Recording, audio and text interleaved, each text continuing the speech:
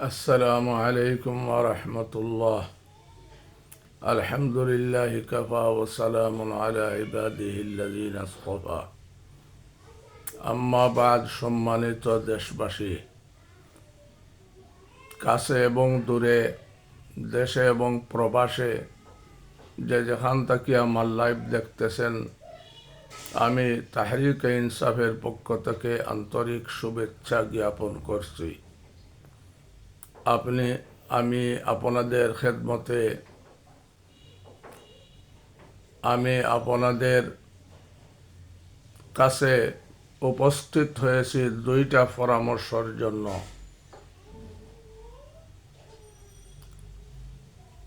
এক নম্বর পরামর্শ হইল,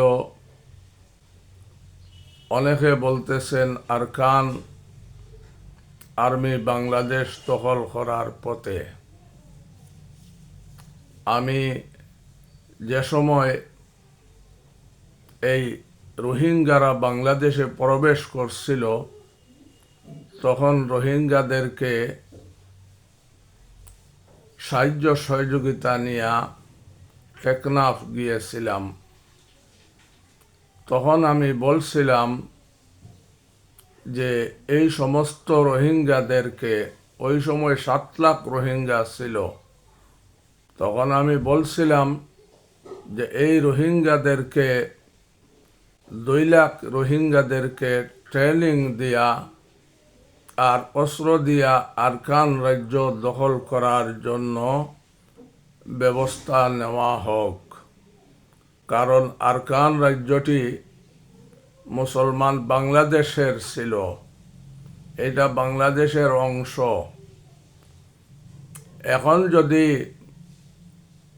এই আরকান রাজ্যটারে দখল করতে হয়, তাহলে আমার পরামর্শ হইল যে এই রোহিঙ্গা যারা বাংলাদেশে আছে, তাদেরকে বাছাই করিয়া 1-1.5 লক্ষ লোককে প্রশিক্ষণ দিয়া আর আমাদের দেশের আর্মির সাথে মিলিত হইয়া আরকান রাজ্য দখল করার চেষ্টা করা হোক। যদি এইটা বাংলাদেশের অংশ হইয়া থাকে, এক সময় ছিল আরকান রাজ্য বাংলাদেশের জায়গা। এই আমার 1 নম্বর আরজ আপনার খেদমত। 2 নম্বরে, যে বাংলাদেশের যত রাষ্ট্রদূতগুলো আছে বিভিন্ন দেশে, যে রাষ্ট্রদূতগুলা আপনার বাংলাদেশের ক্ষতি করতেছে, এইটা বিগত সরকারের নিয়োগ দেওয়া রাষ্ট্রদূত, যেখানে দুর্নীতি করতেছে, এরা দেশের কোনো বর্তমান সরকারের কোনো সাহায্য সহযোগিতা করতেছে না। আমাদের প্রবাসী ভাইদের পক্ষ থেকে বিভিন্ন সময় এই রাষ্ট্রদূতগুলো সম্পর্কে বিভিন্ন সময় মন্তব্য করিয়া আসছেন যে এই রাষ্ট্রদূতগুলো আমাদেরকে কোনো ধরনের সহযোগিতা করে না। একটা পাসপোর্ট বানাইয়া দিলে কয়েকবার যেতে হয়, তাদেরকে ধর্ণা দিতে হয়। এই জন্য বিগত সরকারের নিয়োগ দেওয়া দেশে যত রাষ্ট্রদূতগুলো আছে, এইগুলাকে আপনার বাংলাদেশ সরকারের বর্তমান অন্তর্বর্তী সরকারের যদি এরা সাহায্য সহযোগিতা না করে আর বর্তমান সরকারের বিরোধিতা করে, এই সমস্ত রাষ্ট্রদূতগুলাকে আপনার সরাইয়া ভালো লোকদেরকে রাষ্ট্রদূত হিসাবে পাঠানো হোক। এই 2 নম্বর আমার আবদার। 3 নম্বর আবদার উপদেষ্টা সম্পর্কে। আমি আজ থেকে 4 মাস আগ থেকে বিভিন্ন লাইভে বিভিন্ন সময় বলিয়া আসতেছি যে দেশপ্রেমিক দেখিয়া আপনার 50 থেকে 100 জন উপদেষ্টা নিয়োগ দেওয়া হোক, যারা দেশকে ভালোবাসে। এবং নামও কয়েকজনের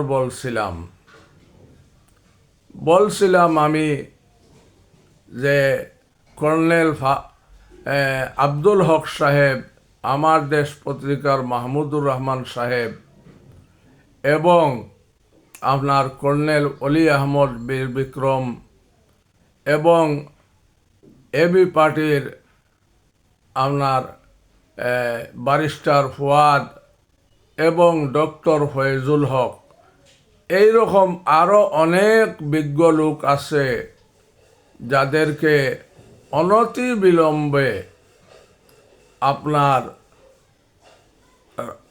প্রধান উপদেষ্টার কাছে আবদার, এদেরকে উপদেষ্টা বানানো হোক। যারা দেশকে ভালোবাসে, দেশের শান্তি কামনা করে, এই রকম অনেক লোক, বিজ্ঞ লোক আমাদের দেশে আছে, যারা বিভিন্ন সময় বিভিন্ন টাইমে মানুষের সাহায্য করছেন, মানুষের পাশে দাঁড়াইছেন। এই রকম ওলামায়ে কেরামও আছেন। আপনারা ওলামায়ে কেরামকেও দেখিয়া এবং বিজ্ঞ দেশপ্রেমিক লোক দেখিয়া আপনারা অনতি বিলম্বে আপনার উপদেষ্টা বৃন্দ কমাস কম 50 থেকে 100 জন নিয়োগ দিয়া তাদেরকে দপ্তর বন্টন করিয়া আপনার দেশ পরিচালনা করা হোক। এবং যে যে দপ্তরে, যে যে সেক্টরে বিগত সরকারের আমলারা বসিয়ে আছে, এরা এই সরকারের, অন্তর্বর্তী সরকারের আপনার সরকারকে ব্যর্থ করার চেষ্টা করতেছে, এদেরকে চিহ্নিত করিয়া এদেরকে বরখাস্ত করেন, আর এদের জায়গায় ভালো লোক বসান, দেশপ্রেমিক লোক দেখিয়া বসান, যারা ডক্টর ইউনূসের হাতকে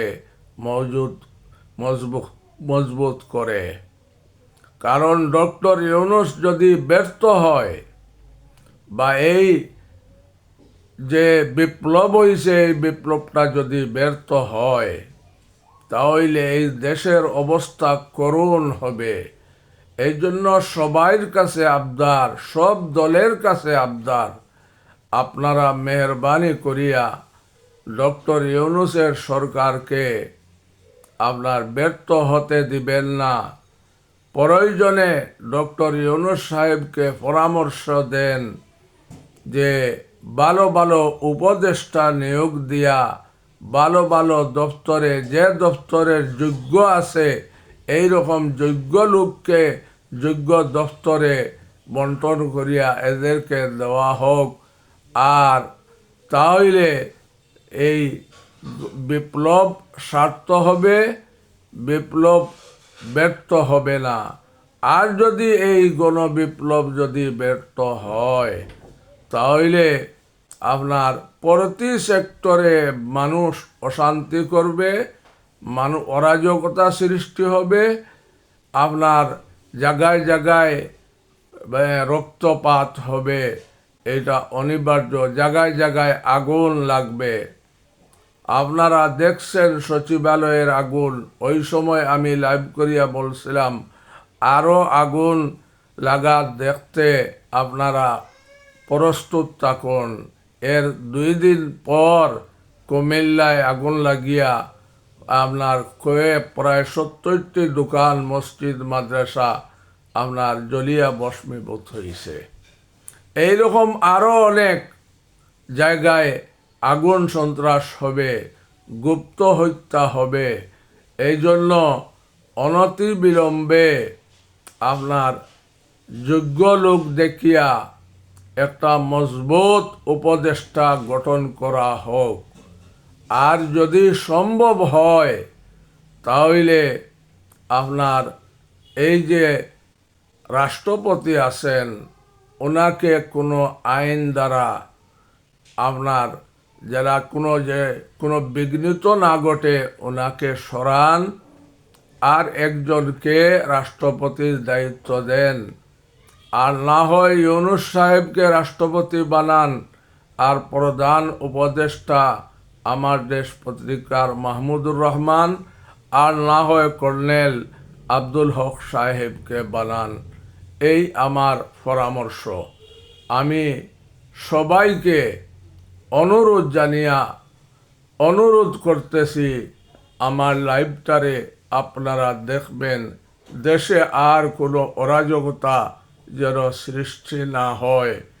এই যে গতকালকে ঢাকায় যে ছাত্ররা সমন্বয়করা যে সভা করছে, সমাবেশ করছে, এই সমাবেশে আসার পথে খুলনা থেকে আসার সময় মাদ্রাসা ঘাটে যে আপনার রক্তপাত ঘটাইছে, ছাত্রদেরকে প্রহার করছে, রক্তে রঞ্জিত করছে, এরা কারা? এদেরকে আমরা ধিক্কার জানাই, নিন্দা জানাই।